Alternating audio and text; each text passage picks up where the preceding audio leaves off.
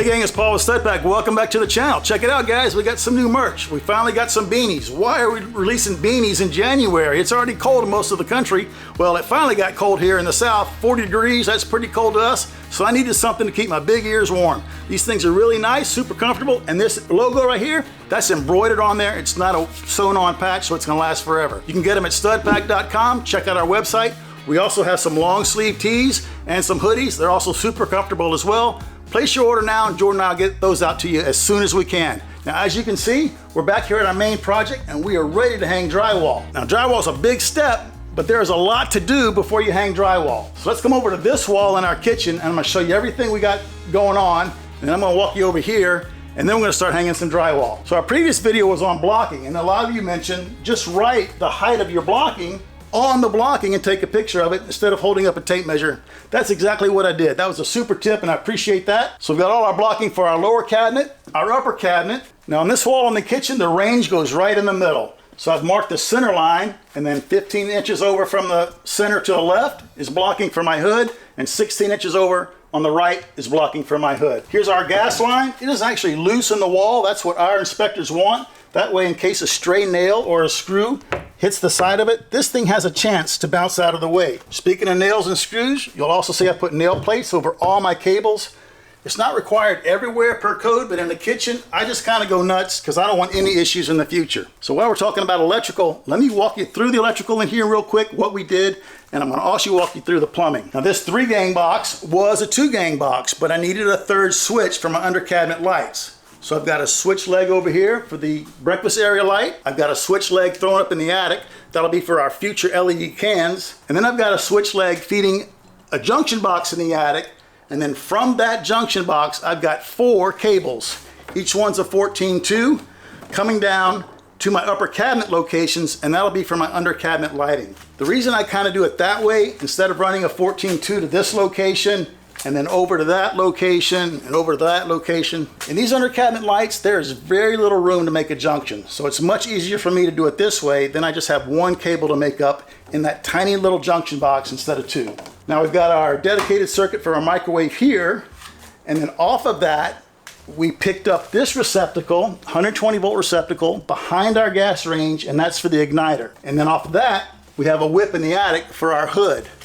The reason we put the hood on the microwave circuit, say in the future somebody doesn't want this built-in microwave and they want a microwave hood. They can tie into that circuit and they're already on the microwave circuit on the panel. Does that make sense?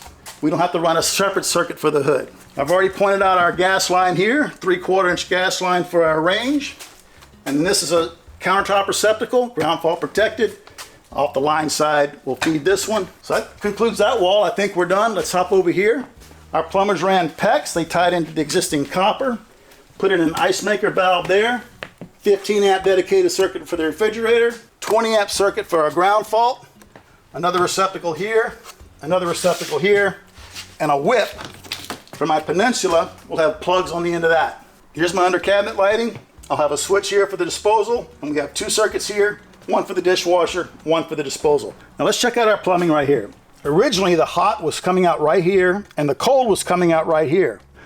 But here's my center line, and I know I'm gonna have a faucet, in fact it's already here, and it's got the pull down aerator on it, and I'm gonna have a big hose coming up under here. And we all know how frustrating it is when that weight hits the valves under the sink. So I had my plumber move these over so they're out of the way. Code here is that hot and cold water lines on exterior walls have to be insulated, so we did that too. Now this is all ready to go. But let's walk up here. I got one more thing we got to do before we hang drywall. Now, if you remember back in the demo phase, there was a wall right here. So we had an inside corner right here. So I've got mud buildup on this ceiling. And we have some damage over here where we did some framing work. So what I need to do, we're going to pop a line and cut all that off. I want to take off this mud buildup. I want to remove it so that when we float our new ceiling into the old, I don't have as big of a hump there. I've got this window here. I want to minimize any chance of a shadow. So we're going to pop a nice line there like we said, cut that off, put some blocking in, and start hanging our sheetrock. Now, as an example, let's walk over to this side. Over here, there is no mud buildup because we had paneling coming down here where we had that lower ceiling. So this side's going to be fine. But I'm ready to hang some drywall, Jordan. Why don't we pop our line, cut this off, put up our blocking, and you ready to hang some 12 footers? I'm ready. Let's go.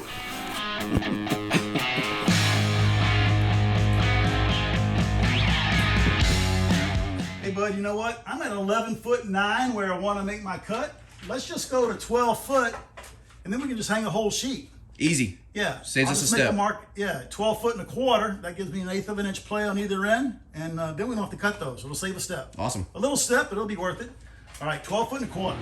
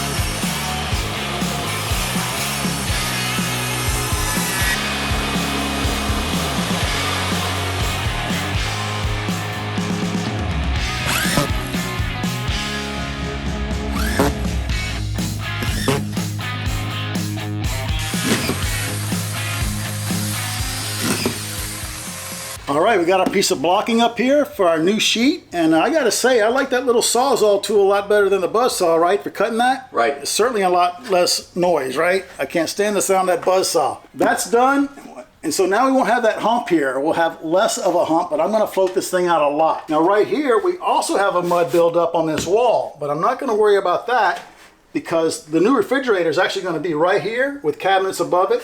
So I'm gonna float this out, and if there is any kind of a hump, I'm never gonna get a shadow line. Nobody's ever gonna see it because it's behind the refrigerator and behind the cabinets. But it's always something I'm looking out for is where might I get a hump from old drywall mud, from inside corners, from corner bead, things like that, and we wanna deal with it. One thing I forgot to mention earlier was my hood exhaust. Here's my center line of the hood. So it's gonna go right here. So I know I don't have to head off any framing after the fact. I'm gonna be able to go straight up. But you ready to hang a couple sheets, buddy? I've been ready. All right. So if you're new to the channel, you're gonna appreciate this trick. And if you've seen us hang sheetrock before on ceilings, you've seen this before. And we use these blocks, which we made to help us support the sheet until we screw it off. And it couldn't be any simpler. I have 3 of them. It's just 3/4 inch plywood. They're about 6 inches long, about 1.5 inches wide. And I've got a screw off center like that. The other 3, same size piece of plywood, same screw off center, except now I've got a piece of 1/2 inch plywood, about 3 inches long, attached to it like that. Let's show you how they work. My first step is to take this block and I'm going to screw it to the top plates on the wall, and I'm going to leave myself about 3/4 inch of room above it. It doesn't really matter. We just need room here for that sheet of drywall to go on top. So I'm about in the middle of the span. Let me drive this screw and then we'll do the other 2. All right, there's our 3 blocks on the wall side. That's where we're gonna start our sheet. I'm gonna get my tape measure. I'm gonna put it against the top plates and measure 4 feet across. That's gonna be the edge of my first sheet. Let me move the ladder and then I'll show you how we install these. Now this is really the star of the show. Jordan and I are gonna be on the ground. We're gonna lift the edge of the sheet on top of those blocks, and that's gonna support that side of the sheet. And then we're gonna lift it up, tight against the ceiling. These blocks are gonna be attached right here, not tight. They need to be able to pivot. We're gonna lift the sheet up, swing that around. It's gonna catch the sheet, and we can let go and worry about getting the sheet exactly where we want, screw it off, and these things are gonna hold it until we're ready to take them down. So I've got my mark here. I just need to be a little bit back. I need room for this thing to pivot. Let me drive this screw a little bit. That's all I need, guys. And there's my mark. I don't know if you can see that in that shot that Jordan's getting right now, but if the sheet's right there, this thing's gonna swing around, it'll clear it and hold that sheet up. Let's do the other 2, and we're about ready.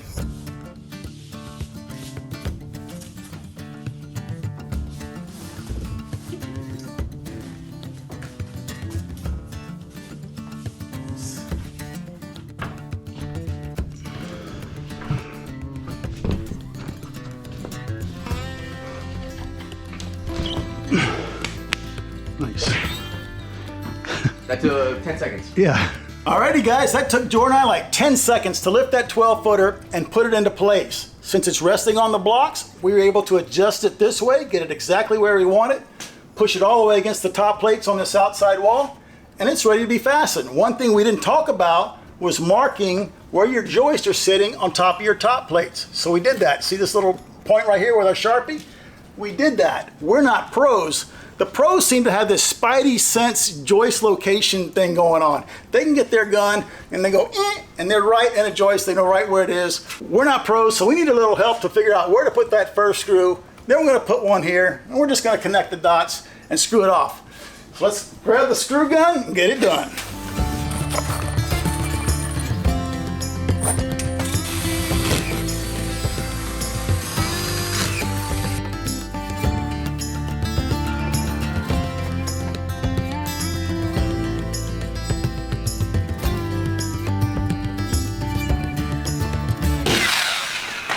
Man. What's up, man?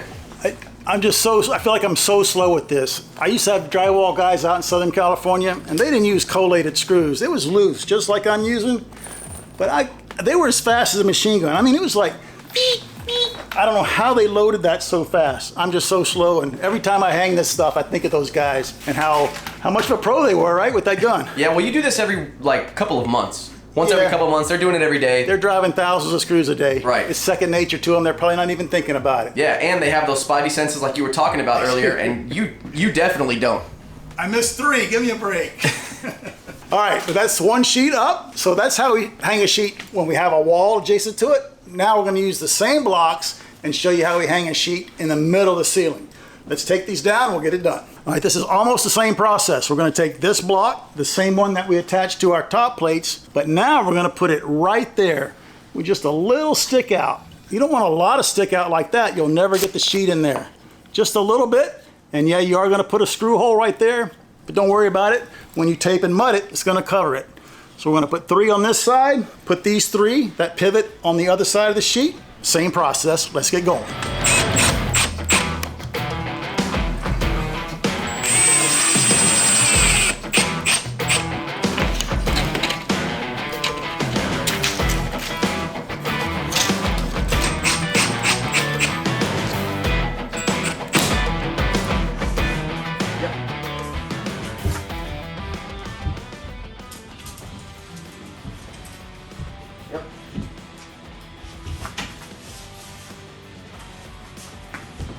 Oh, they're turning.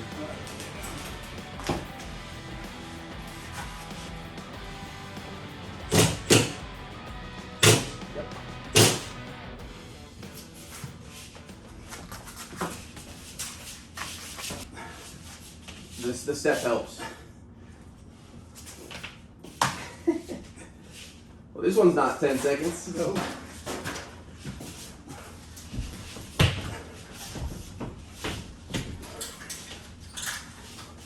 Take it down.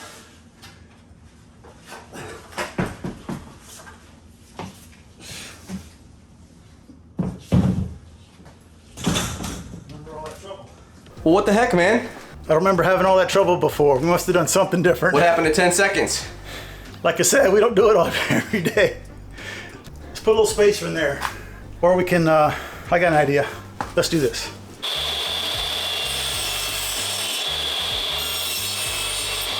All right, that should give us the clearance we need. We've used these a bunch. We've never had this problem. Weird. Maybe we weren't hanging 12 footers? No, we were. We were? All right, so Jordan noticed that because of the taper of the sheet, it's pulling this thing against the taper. See this gap right here?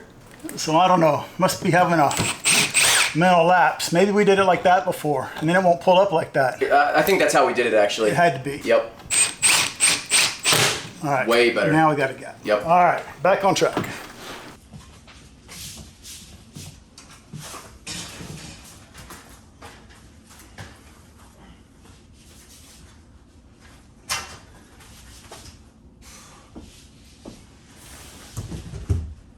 Nice, come to me. Perfect. Nice. I'm right here. Well, let me get my capture.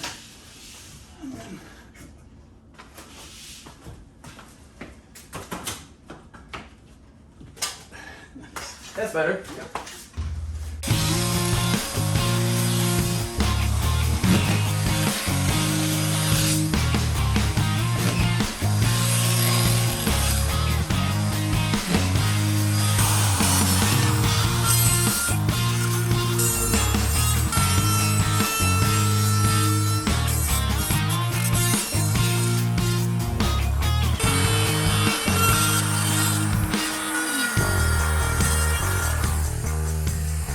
All right, I can't believe that ceiling is finally up and waiting a long time. Now we do have a patch here. We have several patches around the house, but I'm gonna go ahead and do that on my own. This one has a few notches. I don't feel like notching anyway. I wanna get some sheetrock on the walls, so while Jordan's here, we're gonna hang these 12 footers. Now this wall is like 11.7. I'm not gonna measure the sheet. We're just gonna throw the whole sheet up there, flush out one end, and use the wall as our guide to cut off the other. Don't even need the tape measure. You ready, bud? Let's do it. This will be easy.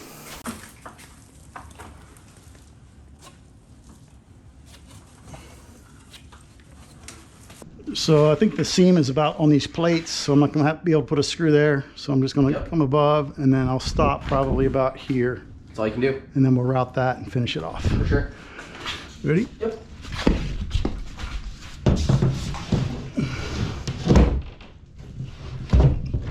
Yep.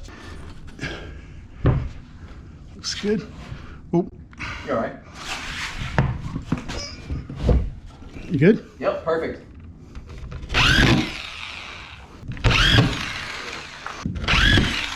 All right, put a couple here and it'll stay. So now on the end of this wall, we're just gonna trim the sheet off. You could use the router if you wanted to, but it makes a pretty big mess. So I'm just gonna use my utility knife. Follow the stud. And I can just snap it and cut off the front side, and we are done. All right, we got the first wall sheet up, but before we finish screwing it off, we gotta account for our width for our under cabinet lighting. Now the cool thing about this wall, I can just walk around and drill the hole, right? That hardly ever happens. I'm gonna go right under my cabinet blocking and go right there. And now we know how high to go for the one on the left. So we'll pull that through. We'll measure this height, go over there and drill a hole and pull that one through. All right, on our bottom sheet, we just have 3 electrical boxes to account for. So all I do, I make a mark here. The 5 is 5 inches to the middle of the box. We've got this one done. And then off the floor, we've got this one, 12 inches to the middle of the box. Here's my mark. I will pre-drill the sheet for the gas line. We'll put it in place, route out for the 3 boxes, and screw it off. You ready, bud? Let's do it. All right. All right, about 4 inches to the middle of the box. There's our target.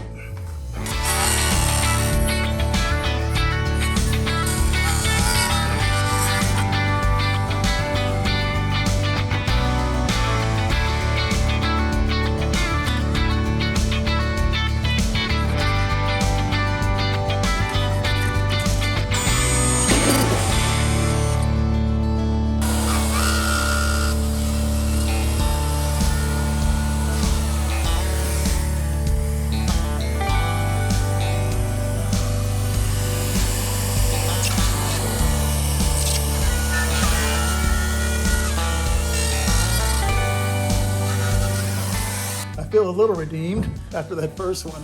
This is definitely an art. You got to do this all the time to get good at it.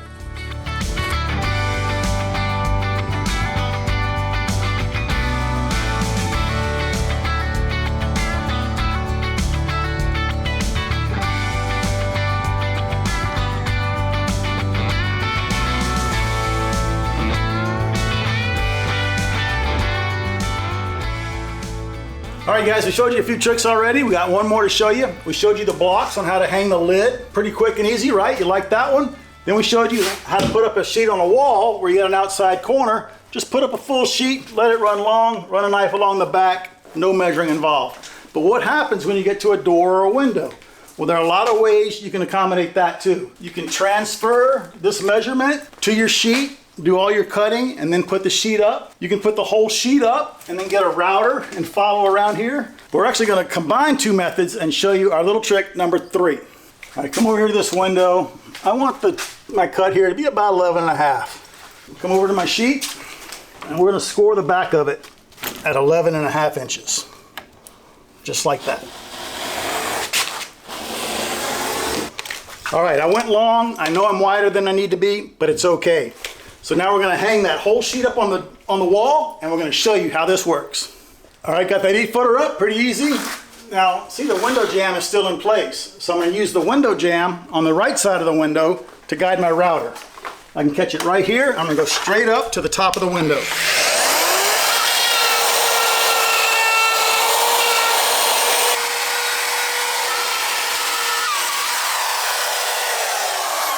Now, because I already scored it, all I gotta do is pop the sheet,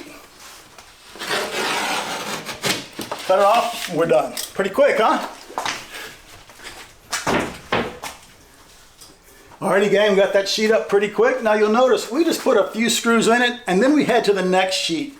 So since Jordan's here together with me, our goal is just to get drywall up. And then when he's not here, or if I'm not here, then we can come back alone and put all the screws in. So we gave you 3 of our tips and tricks on how to hang drywall successfully. We hope you can use them on your own project. It just takes time. You got to be patient, hang one sheet at a time, make sure you get all your cutouts done, move on to the next sheet. And you know, Jordan, while I was hanging this, I kept thinking about our finisher from the previous job, Josh. Remember him? That's right, yeah. He did an awesome job, and I'm like, would Josh approve of this, or would Josh approve of that? Probably not. Probably not. And so if you're a professional hanger, get down in the comments for us, please. Leave us your own tips and tricks. Get yourself a scrap piece of drywall, fit it over your like button, get the router, trim that thing out perfectly, smash it for us. Consider subscribing. Again, leave us your own tips and tricks below in the comments. And don't forget to visit studpack.com and get yourself your own beanie or a t-shirt or a sweatshirt, and we'll see you on the next one.